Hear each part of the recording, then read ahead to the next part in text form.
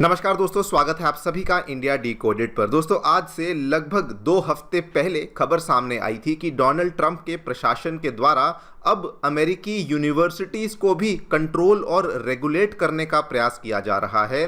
Because उन्होंने एक नया मीमो पेश किया था जिसके तहत वो अमेरिकन यूनिवर्सिटीज़ में जो फॉरेन स्टूडेंट्स है उसके ऊपर एक कैपिंग लगाना चाहते थे। इस पूरी चीज़ को लेकर हमने एक वीडियो भी बनाई थी, जिसको अगर आपने नहीं देखा है तो आप मेरे चैनल पे जाकर के देख सकते हैं। लेकिन दोस्तों, आज एक बहुत ही मेजर डेवलपमेंट उस चीज़ को लेकर हमें देखने मिली है।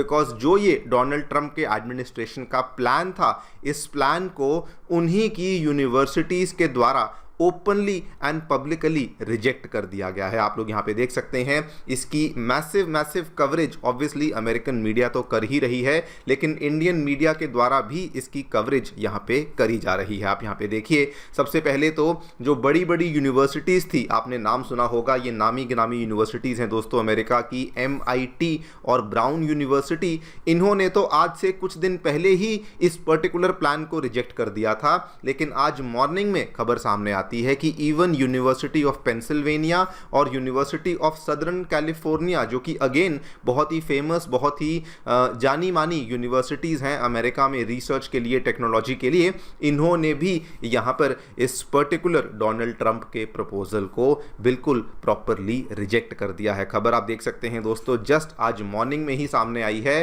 एंड आपको ये भी बता दूं कि ये वाली यूनिवर्सिटीज़ ने यहाँ पे रिजेक्ट किया है, और जिन जिन यूनिवर्सिटीज़ को ये प्रपोजल सेंड किया गया था, एक्सेप्ट अभी तक किसी भी यूनिवर्सिटी के द्वारा इस प्रपोजल को नहीं किया गया है। ये क्यों हुआ है, इसके बारे में चर्चा मैं आगे जाकर के करूँगा। लेकिन डोनाल्ड ट्रंप के दुख यहाँ पे ख़त्म नहीं होते। बिकॉज जो वो H-1B वाला प्लान लेकर आए थे, जिसमें कि वो $1 लाख की फीस यहाँ पर प्लान कर रहे थे, उसको लेकर भी एक बहुत शानदार अपडेट सामने आया है। अमेरिका में जो चेंबर ऑफ कॉमर्स है, सिंपल शब्दों में कहूं तो अमेरिका की जो बिजनेस लॉबी है दोस्तों, उन्होंने डोनाल्ड ट्रंप की एडमिनिस्ट्रेशन के ऊपर ही यहां पे केस जारी कर दिया है और कहा है कि $1 लाख की जो H-1B वीजा फीस है, हम लोग उसको एक्सेप्ट नहीं करते हैं। और दोस्तों, चाहे जो भी कह लो, अमेरिका की एक चीज ये अच्छी होती है कि जो भी वहां पे चीजें होती हैं तो उसके खिलाफ हमेशा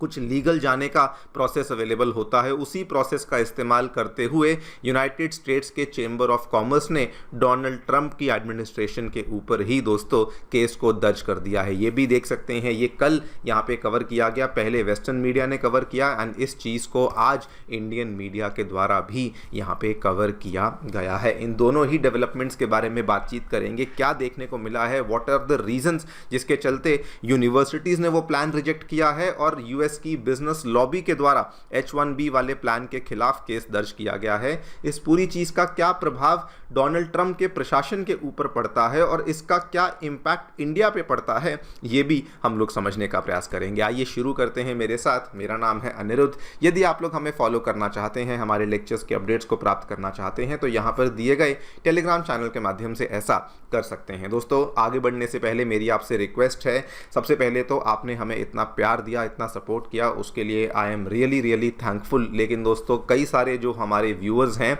वो वीडियोस को देखते तो हैं लेकिन सब्सक्राइब नहीं करते हैं। सो मैं आपसे रिक्वेस्ट करूंगा कि प्लीज़ हमारी वीडियो को लाइक तो आप कर ही रहे हैं, लेकिन साथ में चैनल को सब्सक्राइब भी करिए, सो दैट जो हमारा चैनल है वो हमारे सभी व्यूअर्स तक जल्दी से यहाँ पर पहुँचना शुरू हो जाए। All right, so directly coming to the news, मैं आपको ब्रीफली याद करवा दूँ।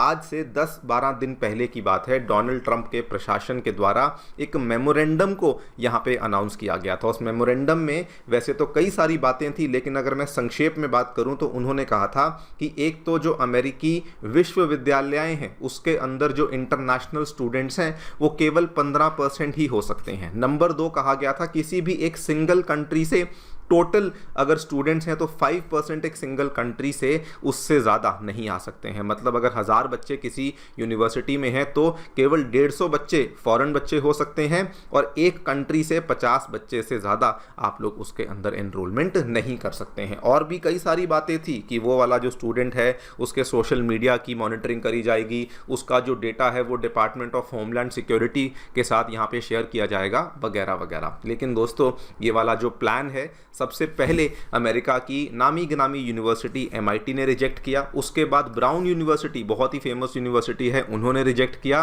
एंड उसके बाद दोस्तों UPenn, university of Pennsylvania and university of southern California ने भी इस पर्टिकुलर प्लान को ज्वाइन करने से इनकार कर दिया है। आप यहाँ पे देखिए, जो यूपेन की तरफ से फैसला लिया गया, उन्होंने कहा कि हमने फैकल्टी से बातचीत करी, एलुमनाई से बातचीत करी, ट्रस्टी से बातचीत करी, बच्चों से बातचीत करी, और सभी ने ये कहा कि ये प्लान हमारे लिए फेवरेबल नहीं है। यूएससी के जो इंटरिम प्रेसिडेंट हैं, उन्होंने भी इस चीज़ को एक्नॉलेज किया कि ठीक है, हम लोग डोनाल्ड ट्रंप की कुछ कुछ बातों से सहमत हैं, लेकिन ओवरऑल हम लोग इस पूरे प्लान से सहमत नहीं हैं, जिसकी वजह से हम भी इस प्लान को यहाँ पे रिजेक्ट करते हैं। नाउ दोस्तों, before I talk about the reason कि इन्होंने क्यों यहाँ पे रिजेक्ट किया है, मैं आपको बता दूं, ये प्लान के अंदर डोनाल्ड ट्रंप ने बेसिकली ये कहा था कि अगर आप ये प्लान हमारा एक्सेप्ट करते हो तो अमेरिका में जो आपको फंडिंग मिलती है, जिसको फेडरल फंडिंग कहा जाता है, हम आपको वो फंडिंग तभी रिलीज करेंगे। मतलब एक तरीके से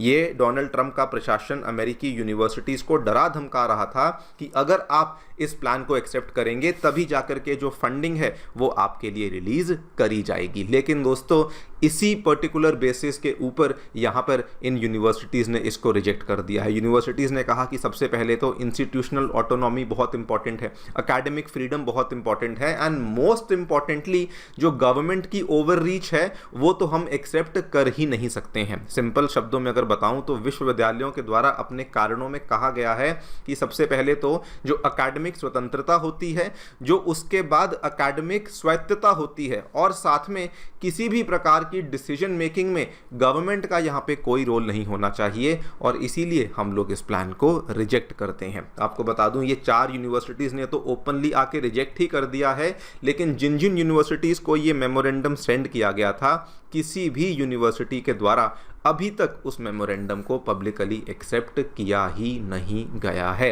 and if this was not enough, उसके साथ में जो H1B वाला प्लान था, जो कि जिसको उन्होंने पास कर दिया है, वो सब हो चुका है, वो वाले प्लान के खिलाफ अब उन्हीं का, यूएस का जो चेंबर ऑफ कॉमर्स है, उन्होंने एक लॉ सूट को फाइल कर दिया है प्रेसिडेंट डोनाल्ड ट्रंप को चैलेंज करते हुए, कहते हुए कि $1 लाख की जो फीस है ये अनलॉफुल है और हम लोग इसको एक्सेप्ट नहीं करते हैं। बल्कि उन्होंने तो इमिग्रेशन के लॉज का भी यहाँ पे जिक्र किया है कि ये अपनी अथॉरिटी को एक्सीड कर रहे हैं, और ये इमिग्रेशन के जो कानून हैं उनको भी डोनाल्ड ट्रंप यहाँ पे वायलेट कर रहे हैं। इन्होंने भी रीज़न साफ साफ बताया कि देखिए, अगर ये वाला फीस आप लोग लेकर आते हैं तो उस केस में जो कंपनीज़ हैं, अमेरिका की कंपनीज़, ऐसी कंपनीज़ हैं जो कि मल्टीनेशनल लेवल पे काम करती हैं, तो उस केस में या तो उनकी लेबर कॉस्ट बहुत बढ़ जाएगी, या फिर उनको मजबूरन जो फॉरेन स्किल्ड वर्कर्स हैं उनको उनकी हायरिंग को बंद करना पड़ेगा। इस बेसिस पर ये वाला केस भी यहाँ पे दर्ज हो चुका है।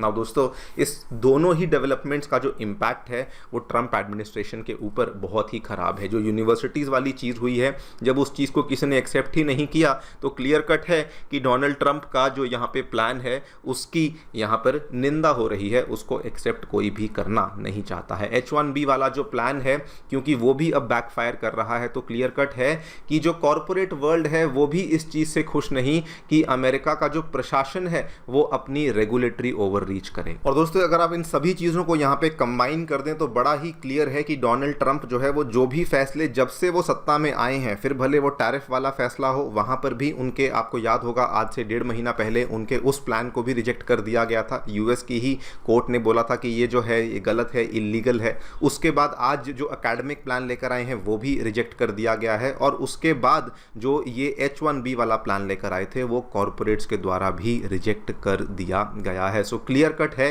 कि हर दिशा से उनको यहाँ पे रेजिस्टेंस ही यहाँ पे फेस करना पड़ रहा है, और इसका रीज़न भी बहुत क्लियर कट है कि उनकी जो यहाँ पे आइडियाज़ होते हैं वो बहुत ही ज़्यादा अनऑर्थोडॉक्स आइडियाज़ होते हैं, जो कि बगैर किसी कंसल्टेशन के इन आइडियाज़ को इम्प्लीमेंट करने का प्रयास किया जाता है। नाउ इस पूरी चीज़ में ये वैसे तो ये चीज़ें डायरेक्टली इंडिया के ऊपर इम्पैक्ट करती हैं, लेकिन इंडिया यहाँ पे बिना कुछ करे ही बेसिकली जीत रहा है। वो कैसे किया हमने कुछ नहीं, लेकिन जो भी चीज़ें हुई थी, पहले H1B वाला चीज़ था, उसका लार्जेस्ट बेनिफिशियरी इंडिया था। यूनिवर्सिटीज़ वाली चीज़ का लार्जेस्ट बेनिफिशियरी हमारे स्टूडेंट्स थे।